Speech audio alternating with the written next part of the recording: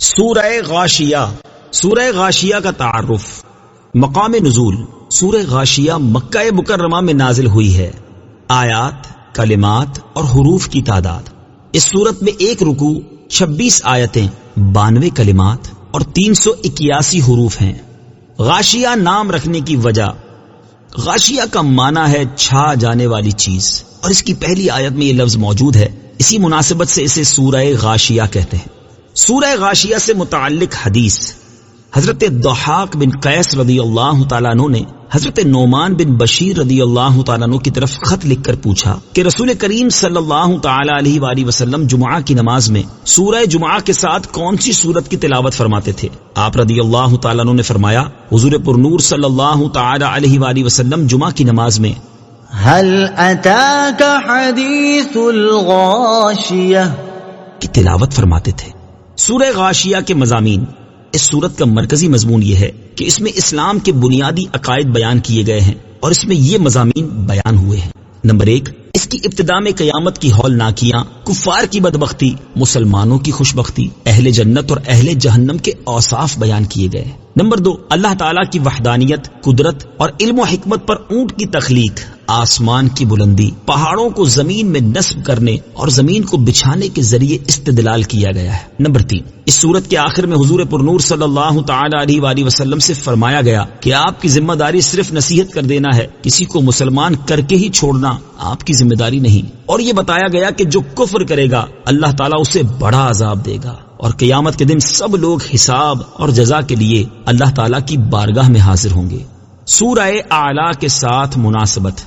سورہ غاشیہ کی اپنے سے ماقبل سورت اعلیٰ کے ساتھ مناسبت یہ ہے کہ سورہ اعلیٰ میں مسلمانوں، کافروں، جنت اور جہنم کے اوصاف اجمالی طور پر بیان ہوئے، اور سورہ غاشیہ میں ان چیزوں کو تفصیل کے ساتھ بیان کیا گیا ہے۔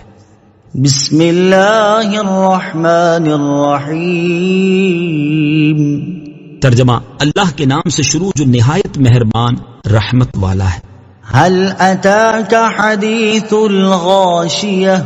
ترجمہ، بے شک تمہارے پاس چھا جانے والی مصیبت کی خبر آ چکی۔ هل اتاک، بے شک تمہارے پاس آ چکی۔ تفسیر صراط الجنان میں ہے، اس آیت مبارکہ میں نبی کریم صلی اللہ تعالی علیہ وآلہ وسلم سے خطاب ہے کہ اے دو عالم کے سردار صلی اللہ تعالی علیہ وآلہ وسلم، آپ کے پاس ایسی مصیبت کی خبر آ چکی جو چھا جانے والی ہے۔ اس سے مراد قیامت ہے، جس کی شدتیں اور ہولناکیاں ہر چیز پر چھا جائیں گی۔ یوں ہی اس دن کافروں کے دلوں پر غشی اور چہروں پر سیاہی چھا جائے گی، جبکہ فرما بردار مسلمانوں کے دلوں پر خوشی اور چہروں پر روشنی چھا جائے گی۔ وجوہ یومئذ خاشعہ۔ ترجمہ، بہت سے چہرے اس دن ذلیل و رسوا ہوں گے۔ وجوہ، کتنے ہی منہ۔ تفسیر صراط الجنان میں ہے، قیامت کی خبر کا تذکرہ کرنے کے بعد یہاں ان احوال کا بیان کیا گیا ہے جو قیامت کے دن ظاہر ہوں گے۔ چنانچہ بہت سے چہرے جو دنیا میں اللہ والوں کے روبرو اکڑتے تھے، وہاں ہر طرح ذلیل ہوں گے۔ قبروں سے سر کے بل چل کر محشر میں پہنچیں گے، وہاں منہ کالے، دونوں ہاتھ بندھے ہوئے اور گلے میں طوق ہوگا۔ ہر دروازے پر بھیک مانگیں گے مگر دھتکارے جائیں گے، اور ایک دوسرے پر لعنت کر رہے ہوں گے۔ عاملۃ ناصبہ تصلی نارا حامیہ۔ ترجمہ، کام کرنے والے، مشقتیں برداشت کرنے والے بھڑکتی آگ میں داخل ہوں گے، انہیں شدید گرم چشمے سے پلایا جائے گا۔ عاملۃ ناصبہ، کام کرنے والے، مشقتیں برداشت کرنے والے۔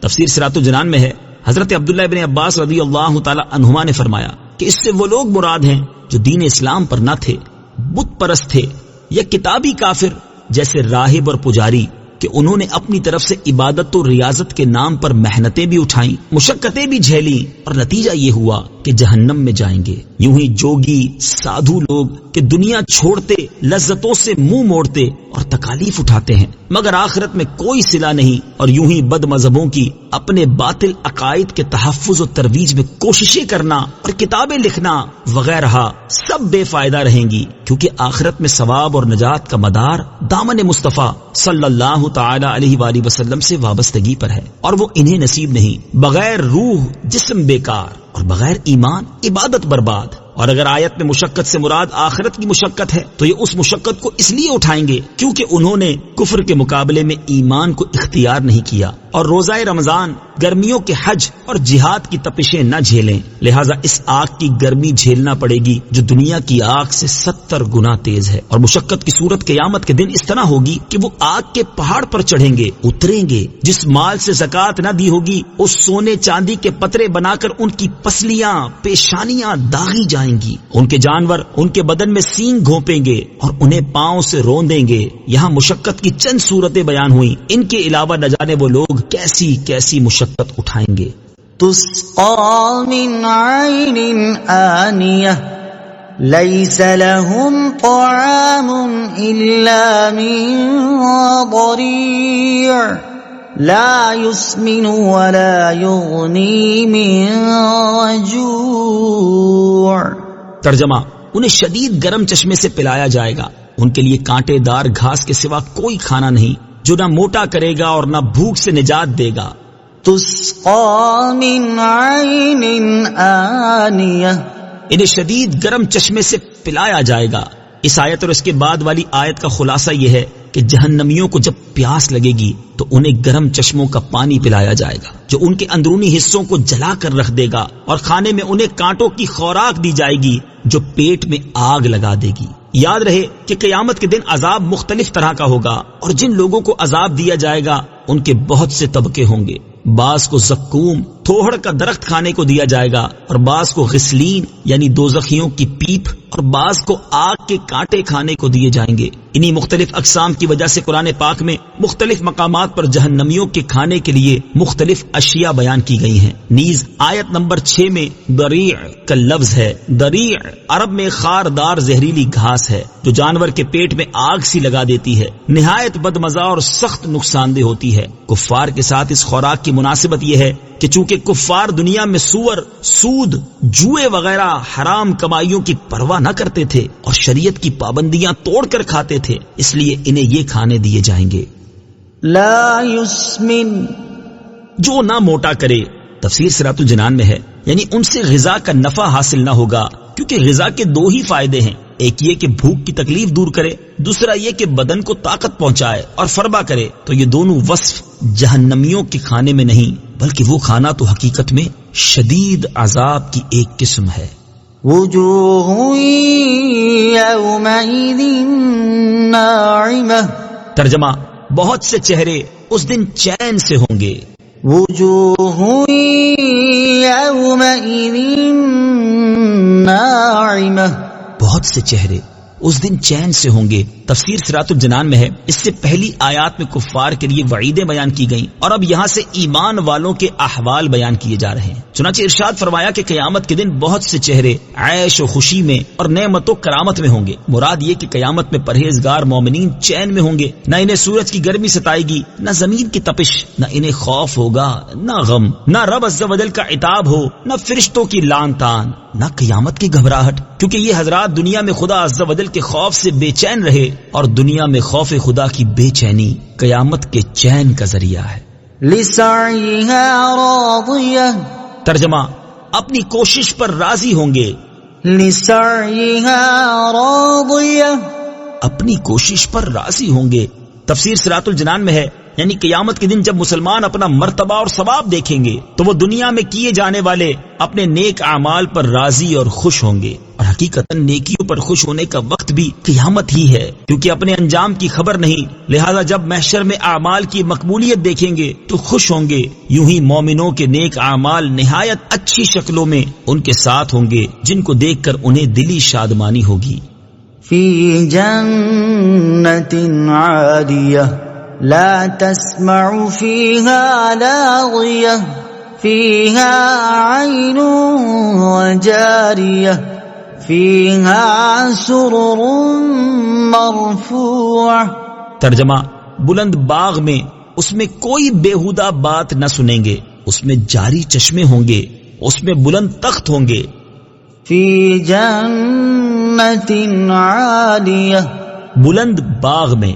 تفسیر صراط الجنان میں ہے، نیک اعمال کرنے والے جنت میں ہوں گے جو کہ شان کے لحاظ سے بھی بلند ہے اور مکان و جگہ کے لحاظ سے بھی اونچی ہے۔ مومنوں اور بلند جنت میں مناسبت یہ ہے کہ چونکہ مومن دنیا میں عاجز و مسکین بن کر رہے، تکبر اور غرور سے دور رہے، اس کے عوض رب تعالیٰ انہیں بلندی اور شان عطا فرما دے گا۔ لا تسمع فيها لاغية، اس میں کوئی بےہودہ بات نہ سنیں گے۔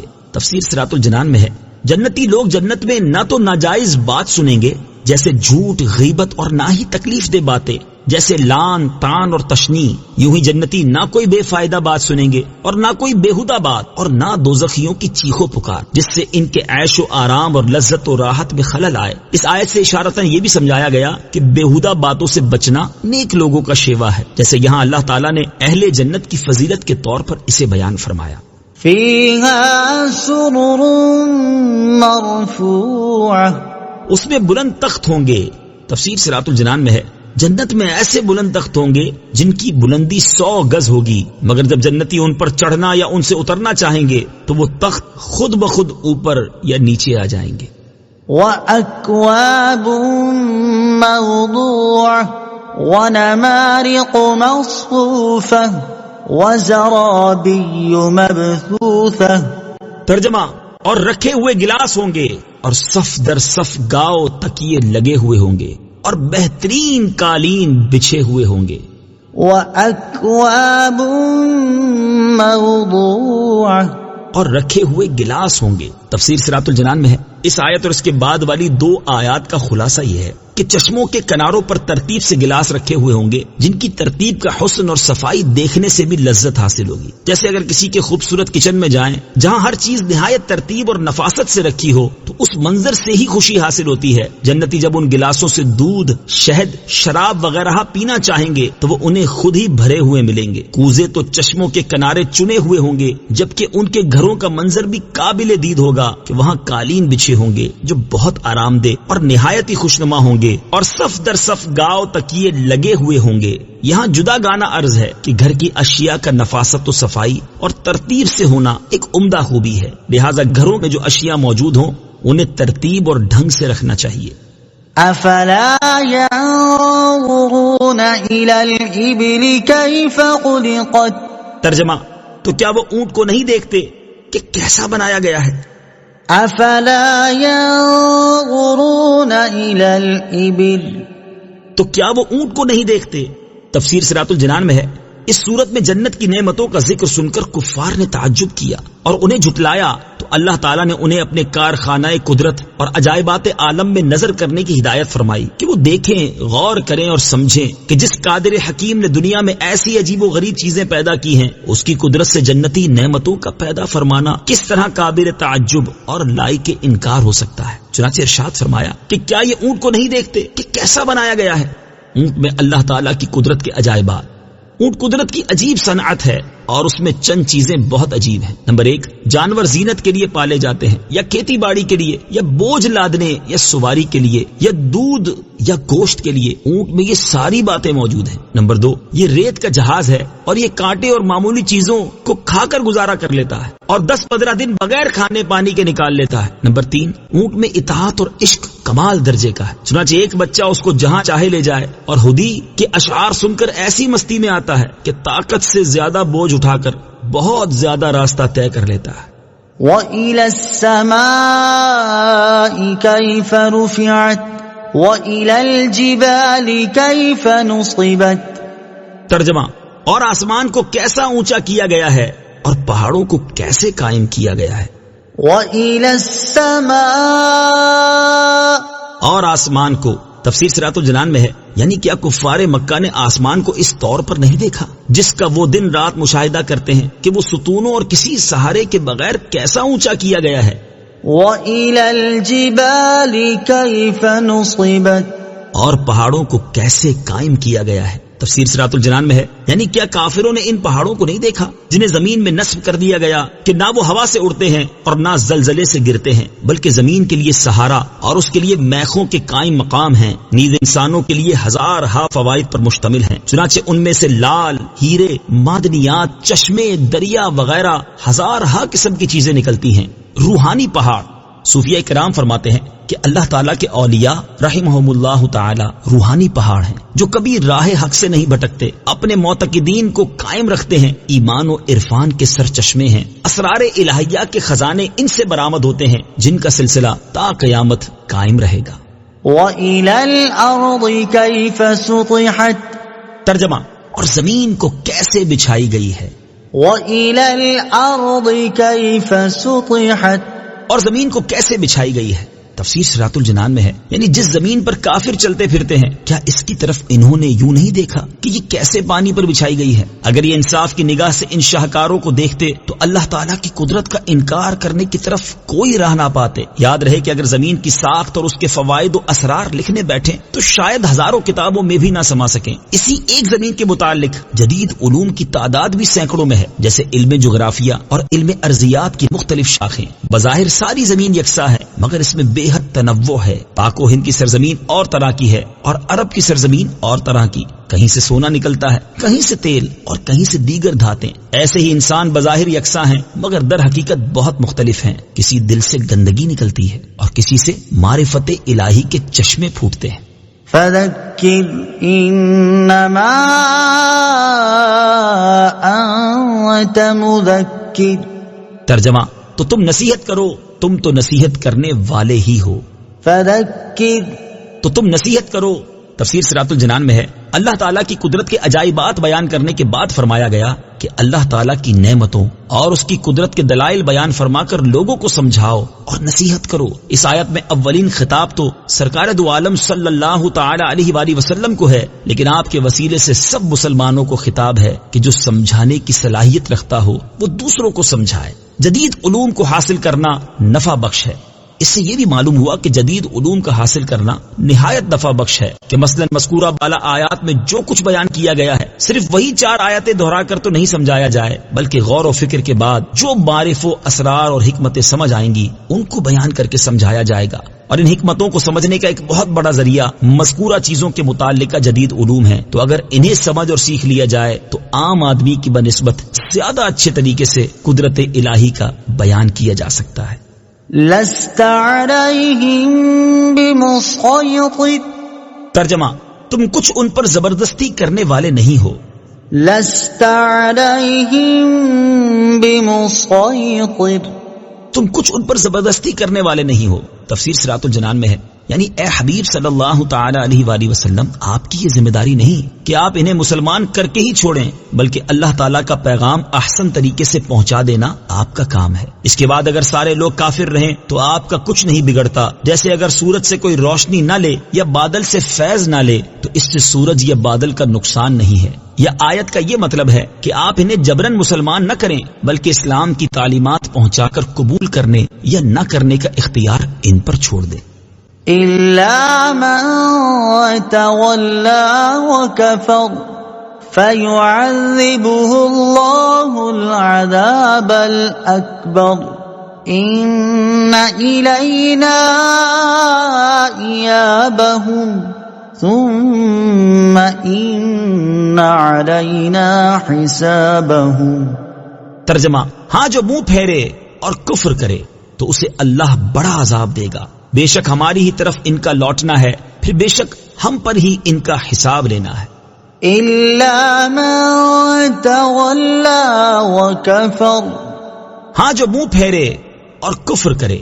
تفسیر صراط الجنان میں ہے، اس آیت اور اس کے بعد والی 3 آیات کا خلاصہ یہ ہے کہ اے حبیب صلی اللہ تعالی علیہ وآلہ وسلم، انہیں مسلمان کر کے چھوڑنا یا مجبور کر کے مسلمان بنانا آپ کی ذمہ داری نہیں، بلکہ پیغام پہنچانا آپ کی ذمہ داری تھی۔ تو آپ کے سمجھانے اور نصیحت فرمانے کے بعد جو ایمان لانے سے منہ پھیرے اور کفر کرے تو اللہ تعالیٰ اسے آخرت میں بڑا عذاب دے گا کہ اسے جہنم میں داخل کرے گا، کیونکہ مرنے کے بعد انہیں ہماری طرف ہی لوٹ کر آنا ہے اور حشر کے میدان میں ان کا حساب بھی ہم نے ہی لینا ہے۔ یاد رہے کہ کفار کے لیے بہت سے عذاب ہیں، نزا کے وقت، قبر میں، محشر میں اور جہنم میں۔ ان سب میں بڑا عذاب دوزخ کا ہے، باقی اس کے مقابلے میں چھوٹے ہیں، کیونکہ دوزخ کا عذاب دائمی ہے، اس میں سخت رسوائی بھی ہے، اس میں ہر طرح کا عذاب ہے، کھانے پینے، رہنے سہنے، زہریلے جانور، سب کا عذاب۔ ان وجوہات سے اسے بڑا عذاب کہا گیا۔ صدق اللہ العظیم۔